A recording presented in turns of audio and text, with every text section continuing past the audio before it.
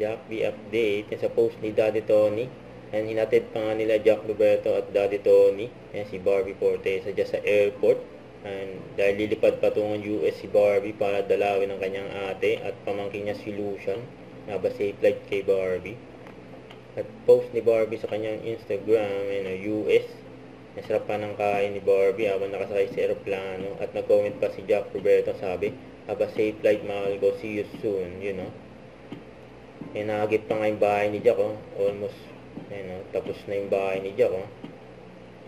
May masaya nakapagpa-picture kay Jack.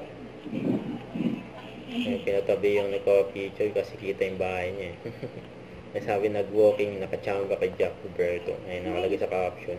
Thank you. Thank you, Jack. Ako po sa bait ni Jack, bumisita rin si Jack dyan sa bahay ni Barbie. Kapit bahay lang sila, Nakapag-shoot din si Jack ng GMA Christmas Station ID. Ito, pabati ni Jack. Kir Almario sa God bless always. Ito palagi. Merry Christmas. Pero bago yan. Ito ang Lunes to sa episode ng Family Feud.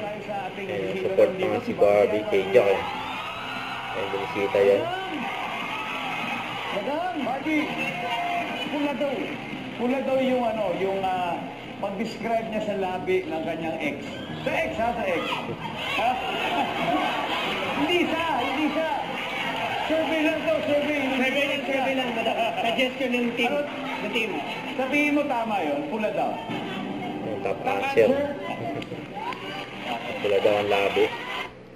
Huwag kalimutan mag-subscribe, click ang notification bell para update po ang future reaction live. Bye guys, thank you for watching.